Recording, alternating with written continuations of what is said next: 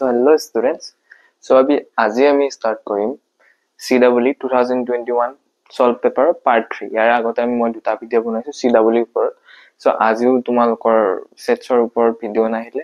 So সিলেবাসৰ ওপৰত মই video মই দুদিন মান পিছত আনি আছো কিন্তু আনি ডেম শিওৰ আনিম. So এটো ইমান টেনচন লৈ থাকিব নালাগে. So আজি মই কৰিছো যে question 11 to question number 15 লৈ মই solve কৰিম. So তোমালোকে ফাৰ্ষ্টতে পজ কৰিবা ট্ৰাই কৰিবা মই জানো ম্যাক্সিমাম স্টুডেন্ট ড্ৰপাৰ আছে ইয়াতে যদি নাই যদি নহলে class 12 pass out student class 12 ত পঢ়ি থকা স্টুডেন্ট সো হেগিটা স্টুডেন্টে চাব পাৰা কিন্তু যোনকিটা ক্লাস 11 ৰ স্টুডেন্ট আছে যদি তোমালোকৰ চাব পাৰা মই নোৱাৰ বুলি নকওঁ কিন্তু ইটস বেটাৰ স্কিপ কৰি দিয়া ভিডিওটো ঠিক আছে বেটা সো আজি আমি লৈ আছো কোৱেশ্চন নম্বৰ 11 ত দিয়া আছে the function of f of x আৰু এটা কথা কলো আজি মই স্পিড আপ কৰিম ওকে স্পিড কৰিম স্পিড ম্যাথছ হ'ব সো তোমালোকে বুজি নাপালে মোক কমেন্টত খুদিবা কাৰণ ইমান বেসিক্স খিনি পঢ়াই থাকিলে মই কালি বহুত বেসিক্স খিনি পঢ়াইছো সো আজি ইমান বেসিক্স পঢ়া নহব সো দিয়া আছে the function of f of x is equal to x power 1 by x is increasing at 1 comma infinity এটো increasing or symbol হয় আৰু decreasing 1 comma infinity c দিয়া আছে increasing in 0 comma e and decreasing in e comma infinity আৰু এটো এনেকুৱা so তোমাক f of x দিয়া আছে সো ইনক্ৰিজিং ডিক্ৰিজিং কৰিব কাৰণে আমি কি কৰিব লাগে ফাৰ্ষ্টতে ফাংশনটো সো ডিফাৰেন্সিয়েচন কৰি পেলাই আমি উলাব পাৰো এটা ফাৰ্স্ট মেথড এপ্লিকেশন অফ ডেৰিভেটিভত পাইছা তোমালোকে এটো ঠিক আছে বেটা সো f of x তো আমি y বুলি ধৰি ললো একো নাই f of x বুলি ধৰিব পাৰা কিন্তু মই ইজি কাৰণে ধৰি লৈছো y = 1 by x power 1 by x so যেতিয়া আমি ln লম ইয়াতে ln ললে কি আহিব ln of y both side যেতে ln লম সো ln ৰ ওপৰত পাৱাৰ থাকিলে কোন ফালে আহিব সাইডত আহি যাব সো ln of x আহিব ওকে ওকে সো যেতিয়া আমি ইয়াক ডিফাৰেন্সিয়েট কৰিম y ৰেসপেক্টত কি আহিব 1 by y into y dash ঠিক আছে বেটা সো এইটোৰ ভ্যালু কি আহিব এটো তোমালোকে কৰি থাকিবা মই এনসাৰটো ডাইৰেক্ট লিখি দিছো y into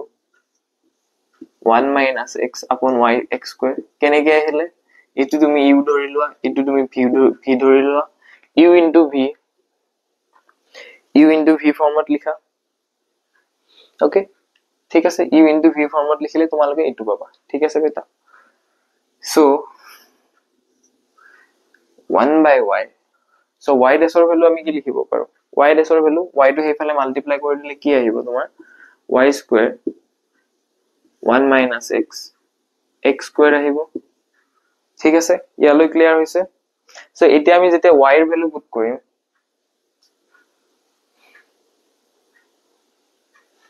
ইয়াতে y নাহে বেটা এটো y এ থাকিব এটো এনেকে ডিফাৰেন্সিয়েচন কৰিলে এটো টাম আমি এটো পাম সো u dash v কৰিব পৰা ln x টো ওপৰত লি পেলাই u by v ফৰ্মটো লব পৰা সো ঠিক আছে এতিয়া y এৰ ভ্যালু আমি পুট কৰিম x power 1 by x 1 minus x x square okay so ইয়াৰ পৰা আমি দেখা পাইছো যেতিয়া তুমি greater than f dash of x কেতিয়া greater than equal to 0 হ'ব যেতিয়া f dash of x greater than 0 হয় তেটো আমি increasing function বুলি ক'ব পাৰো মানে f dash x মানে আমি কি ধৰিছো ইয়াতে y dash ঠিক আছে y dash যেতিয়া less than 0 হয় তেতিয়া আমি ইয়াক decreasing function বুলি ক'ব পাৰো ঠিক আছে সো যেতিয়া বেটা x power 1 x power 1x so এইটো কন্ডিশনৰ কাৰণে x power 1x 1 by x খদাই তোমাৰ কি আহিব খদাই পজিটিভ আহিব greater than 0 কাৰণে ঠিক আছে পজিটিভ আহিব সো x square টার্ম তো কি আহিব x square টার্ম তো x square 0 পজিটিভ আহিব সো কিয় পজিটিভ আহিব যেতিয়া তুমি ইয়াতে greater than 0 ভ্যালু পুট কৰিবা মানে 1 2 3 x power 1 by x positive আহিব ঠিক আছে পুট কৰি চাবা 1 power 1 by 1 পজিটিভ আহিব সো এটো তো হে পজিটিভ আহিব ঠিক আছে বেটা ঠিক আছে সো এতিয়া আমি কি কৰিম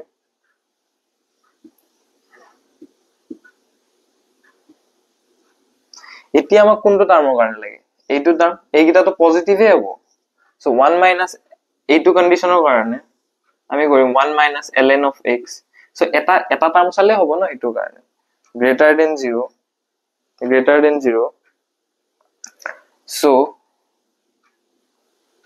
1 is equal to greater than ln x আহিব বেটা সো এইটো আমি লিখিব পাৰো e power 1 কাৰণ বেছত e আছে ন ঠিক আছে এইখিনি জানা আৰু লগাৰিথমিক ফাংচনৰ বেসিক খিনি so e power 1 greater than x আহিব so this is increasing interval to কি আহিব 0, e increasing আৰু second condition to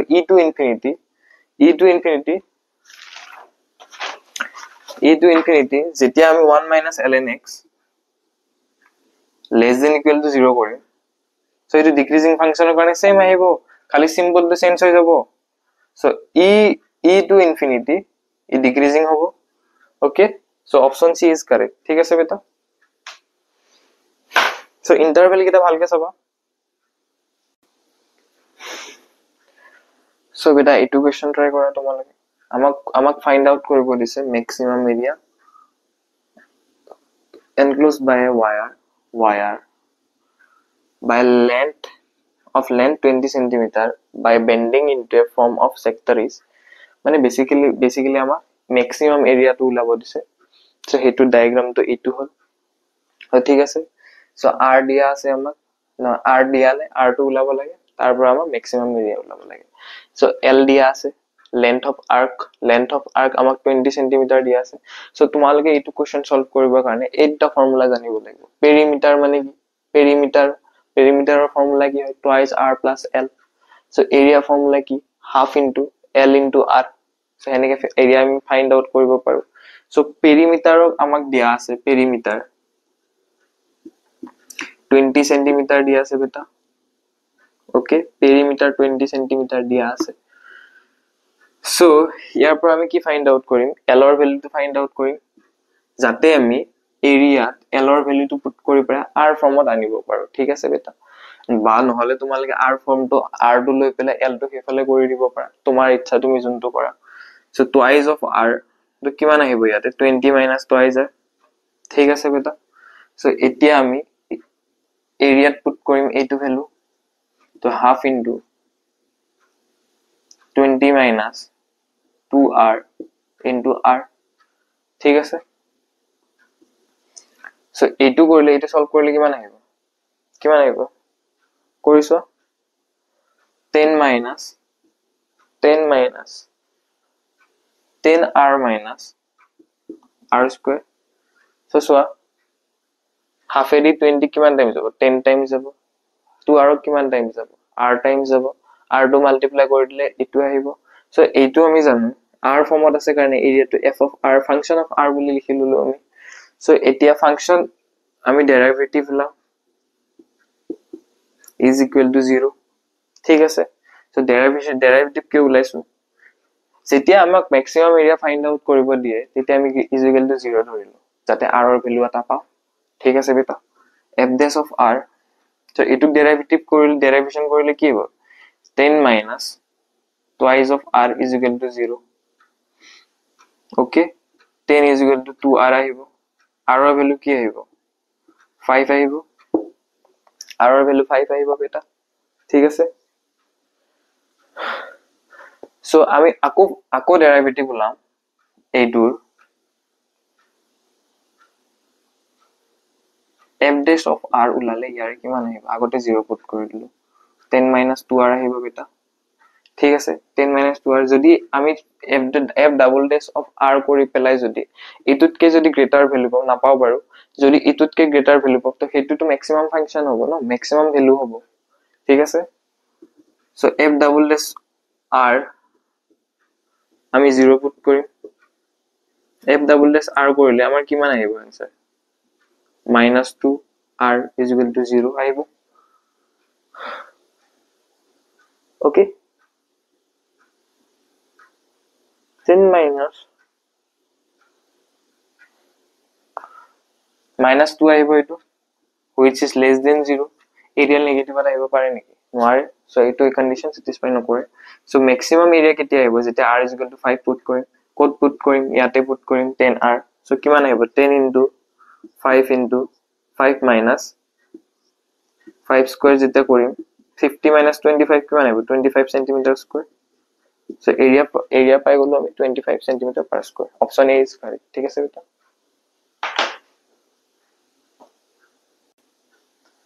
so beta question number 13 ত দিছে integration of mod x dx is equal to option A কিটা দিছে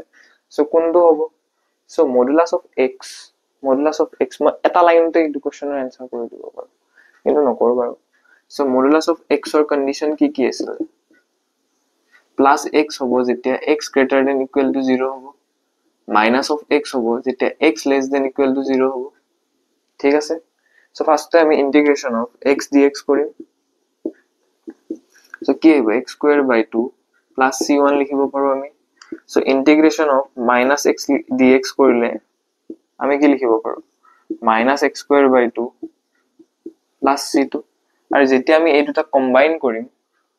কৰিলে কোনটো question লিখিব পাৰো আমি আনসাৰ লিখিব পাৰো যেতিয়া আমি integration of mod x dx কৰো so আমি লিখিব পাৰো এটো x mod x by 2 plus c লিখিব পাৰো কম্বাইন কৰি পেলাই এই দুটা so কিয় so যেতিয়া x ৰ value greater than equal to 0 হয় যেতিয়া আমি x mod x ৰ ভ্যালু যেতিয়া greater than x greater than equal to 0 হয় তেতিয়া আমি x পুট কৰিম তেতিয়া সোয়া x square by 2 আহিব যেতিয়া আমাৰ mod x ৰ ভ্যালু less than 0 হয় তেতিয়া আমি minus of x পুট কৰিম minus x square by 2 আহিব so দুইটা কন্ডিশন স্যাটিসফাই কৰি আছে না ঠিক আছে বেটা so option D is correct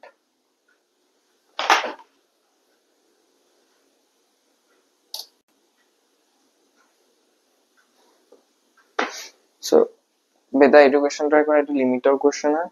লিমিটছত কৈছে আমাৰ x tending to infinity দিছে √1 + 2 √2 + 3 √2 up to n √n দিছে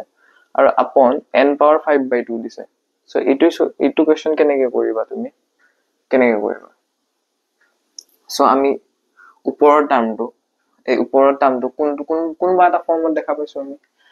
so আমি ইয়াৰ সাইডত 1 এটা লিখিব পাৰো ঠিক আছে so এইটো আমি summation of r is equal to 1 বা n ধৰা যি ইচ্ছা তুমি তাকে ধৰিব পাৰা n r power r root r লিখিব পাৰো ওকে r root r কেনেকৈ লিখিলো so যেতিয়া আমি n ৰ ভ্যালু r ৰ ভ্যালু 1 পুট কৰিম 1 root 1 যেতিয়া 2 পুট কৰিম 2 root 2 যেতিয়া 3 পুট কৰিম 3 root 3 যেতিয়া n পুট কৰিম up to n root n আহিব ঠিক আছে so divide by কি আছে n power 5 by 2 limit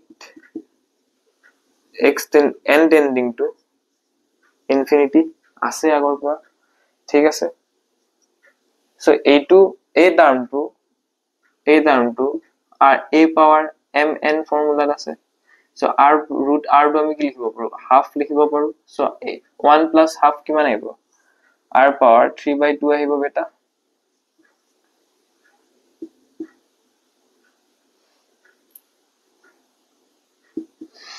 আৰু এটা কথা কলো যেতিয়া আমাৰ এনেকুৱা টাৰ্ম এটা থাকে তোমালোকে ট্ৰাই কৰিবা আৰু n tending to infinity দিয়ে তোমালোকে 1 by n টো কমন লব ট্রাই কৰিবা কিয় ট্ৰাই কৰিবা যাতে তোমাৰ 1 by n টো 1 by infinity is equal to 0 put কৰিব পাৰা তুমি ঠিক আছে সেভেনি বেসিক্স হয় সো এইটো কি কৰিবা তুমি এইটো সো ওপৰত এটা ফৰ্মত পালা 3 by 2 ওকে সো তলৰ টাৰ্মটো যেতিয়া আমি n upon 3 by 2 into n কৰিম সো r power 3 by 2 থাকিব summation of r is equal to 1 up to n so সোয়া ইয়াতে কিয় কৰিলো এটো যাতে ওপৰৰ টাৰ্ম আৰু তলৰ টাৰ্মটো আমি একে লিখিব পাৰো ঠিক আছে এইকিটা লিমিট আছে হা লিমিট কিটা লিখি যাবা অবজেক্টিভ কোৱেশ্চন ন সো যিমান কমকে লিখিব পাৰা কিমান ভাল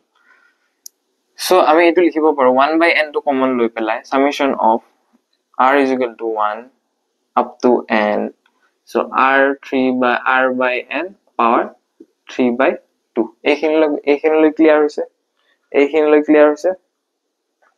so এতিয়া আমি important, most important, যেতিয়া 1 by n is equal to dx ধৰো আমি, dx ধৰো আৰু r by n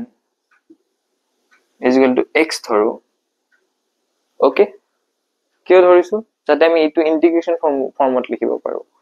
ঠিক আছে। আৰু যেতিয়া n tending to infinity হয়, n is equal to infinity হয়, তেতিয়া আপাৰ লিমিটৰ ভ্যালু কি আহিব, x is equal to 0 আহিব। যেতিয়া n is equal to r is equal to n হয়, তেতিয়া কি আহিব, n by n, n by n, n by n মানে কিমান 1 বা n is equal to r হলে একে কথা আৰু r is equal to n ধৰা। so integration of limit কিমানৰ পৰা 0 to 1, x ৰ ভ্যালু কি r by n মানে কি লিখিব পাৰো, x power 3 by 2,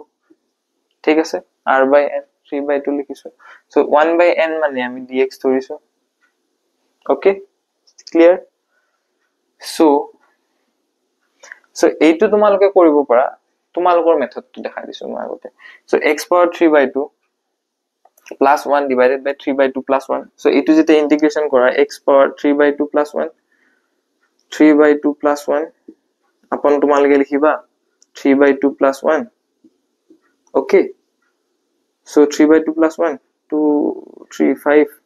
5 upon 2 x power 3 by 2 5 upon 2 plus c to নালাগে 0 to 1 0 to 1 upper limit put কৰিলে 1 হৈ যাব, 2 by 5 আহিব आंसर। দেখা পাইছা নেকি 2 by 5 आंसर ইয়াতে,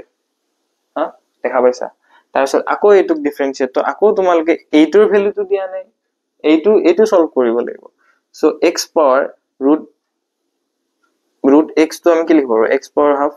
into x লিখিব পাৰো। তো এইটো কি লিখিব, x power 3 by 2 into dx integration 0 to 1 লিখিব পাৰো। সো সোৱা এইটো হেইটো ফৰ্মতে আছে, এইটো হেইটো ফৰ্মতে আছে, দেখা পাইছা। সো তোমালোকৰ आंसर ইখিনতে কমপ্লিট হৈ যাব লাগিব, आंसर দেখা পাই। x power 3 by 2 to আমি এনেকে ভাঙিব নোৱাৰো জানো, x root x dx। So তোমালোকে এইটো 2 by 5 পালা, আকৌ এইটো সলভ কৰা, এইটো সলভ কৰিলা, আকৌ এইটো সলভ কৰা। সো অকন কনসিয়াস থাকিবা কোশ্চেনটো সলভ কৰোতে, ঠিক আছে বেটা।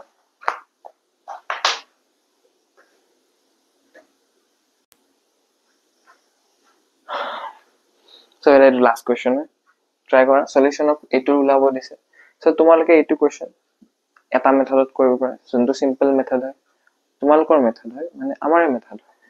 so in first তোমালোকে এইটো modify কৰা, equation টো modify কৰি পেলাই তোমালোকে integrating factor কাৰণে কোনটো ফৰ্মুলা আছে, dy by dx plus pxy is equal to q of x। তেতিয়া আমি integrating factor কেনেকে উলাও, e power something, e power কি কৰো, differentiation of e power integration of py x কেনেকে কৰি পেলাই আকৌ integrating factor টো মাল্টিপ্লাই কৰে কিবা কৰা, হিটো কৰিলে হিটো মানে তোমালোকে এই কোৱেশ্চনটো দেখা পালে তোমালোকৰ মাথাত হেতু আহিব। সো হেতু মেথডতে কৰিব পাৰি। সো মই বেছি সিম্পলাৰ মেথডতে কৰি দি আছো। সো এইটো আমি লিখিব পাৰো x plus twice y cube dy by dx is equal to y লিখিব পাৰো। সো এইটো যেতিয়া আমি ভাঙি দিম x dy plus twice y cube dy আহিব, dx তো ইফালে লৈ যাম, y dx থাকিব, ঠিক আছে। সো যেতিয়া আমি x plus twice y cube আছে,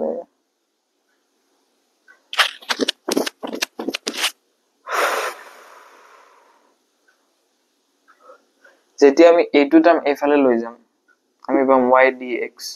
minus x dy, ঠিক আছে কোশ্চেনটো, ঠিক আছে। যেতিয়া আমি এইটো এফালে লৈ আহিলো, এইটো এফালে লৈ গলো, এইটোটো এফালে থাকিব ন, dy থাকিব। যেতিয়া আমি y স্কয়ার দি ডিভাইড কৰিম, কিয় কৰিম question, y dx minus x dy upon y square যদি দুইটা সাইডত ডিভাইড কৰিলো, সো ইয়াতে কি থাকিব, twice y of dy থাকিব। y square দি কিয় ডিভাইড কৰিছো, যেতিয়া আমি y স্কয়াৰ দি ডিভাইড কৰিলো আমি এটা ফৰ্ম দেখা পালো ইয়াতে যে u dx আছে u dash y u dash v minus v dash y upon v square সেইটো ফৰ্মত আছে নাই সো এইটো আমি লিখিব পাৰো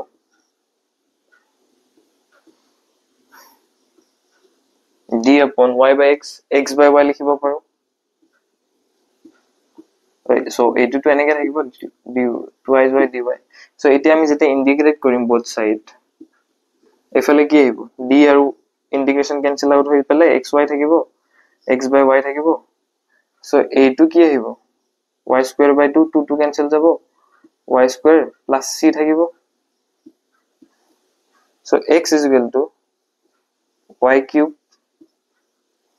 plus cy থাকিব ইয়াতে কনস্ট্যান্ট তো a বুলি ধৰিছে আমি a বুলি ধৰিম so ay আহিব so option a is correct ঠিক আছে ভাল লাগিলে আজি কোশ্চেন কিটা কৰি প্ৰথম দুটা কোশ্চেন অলপ টাফ লাগিছে চাগে কিন্তু তোমালোকে যদি এপ্লিকেশন অফ ডেৰিভেটিভ খিনি ভালকে পঢ়িবা ভালকে কমপ্লিট কৰিবা সো তোমালোকৰ এইখিনি কনসেপ্টটো ক্লিয়াৰ হৈ যাব ঠিক আছে বেটা সো কালি পৰহিৰ পৰা মোৰ সেটছৰ লেকচাৰ আহিব মানে নৰমাল যোনটো ক্লাস 11 এৰ লেকচাৰ মই এটা ষ্টপ কৰি ৰাখিছো হেতুৰ ওপৰত লেকচাৰ আহিব সো এইবোৰ কোশ্চেন তোমালোকে প্ৰেক্টিস কৰা এইবোৰ কোশ্চেন প্ৰেক্টিস কৰিলে জেডব্লিউ মেইনছৰ কাৰণে প্ৰেক্টিস হৈ থাকিব এটো মই কৈছো ঠিক আছে বেটা সো ইয়াৰে মই পেপাৰখন এনালাইজ কৰি গম পাইছো যে 60% কোশ্চেন easy to moderate থাকে ঠিক আছে আৰু যোনকিটা টাফ টাইপ কোশ্চেন বুলি কও টাফ টাইপ কোশ্চেন means যোনকিটা লেন্দি হয় বহুত লেন্দি হয় সো হেইকিটা কোশ্চেন আছে কেটামান কিন্তু হেইবোৰ কোশ্চেন তোমালোকে স্কিপ কৰিব পাৰা সিডব্লিউ কাৰণে সো ম্যাক্সিমাম তো ইজি 15 অৰ ইয়াৰ পৰা 15 কোশ্চেনৰ ভিতৰত তোমালোকৰ মই এতিয়ালে 12টা কোশ্চেন ইজি পাইছো তিনটা মান কোশ্চেন আছে যোনটো অকমান ডিফিকাল্টি ফেস কৰিছো সো হেইকিটা টপাৰৰ কাৰণে ইয়াৰে যোনটো ইন্টিগ্ৰেশনৰ নিউমেৰিকেল আছিল ফাংশনৰ কোশ্চেনটো আছিল ফাৰ্স্ট কোশ্চেনটো হেতু অলপ ডিফিকাল্ট আছিল আৰু কোন কিটা ডিফিকাল্ট আছিল আৰু লিমিটছৰ কোশ্চেনটো আজি যোনটো কৰিছো ইটো কোশ্চেনৰ আগৰ কোশ্চেনটো কিয় ডিফিকাল্ট বুলি কৈছো হেতু অলপ কনসেপ্টটোই ডিফাৰেন্ট ঠিক আছে বেটা ঠিক আছে সো হেইবোৰ কোশ্চেন যদি তুমি বুজি পাইছা এটা মই বুজোৱাৰ পিছত ভেৰি গুড ঠিক আছে সো সিডব্লিউ কনসেপ্ট ৰিপিট হয় কেতিয়া না ভাবে যে ইখিনি এবাৰ আহিছে নেক্সট টাইম নাহে আহিব হেতু কনসেপ্টৰ ওপৰতে আহিব হেতু মই গ্যাৰান্টি দি পেলাই কৈছো সো তোমালোকে এইখিনি প্ৰেক্টিস কৰিলে তোমালোকৰ বহুত ফাইদা হ'ব মই হেতু কৈছো সো এতিয়ালে গুড নাইট थैंक यू आज छोटा वाला थैंक यू तुमको सो थैंक यू बेटा good night take care sweet dreams bye bye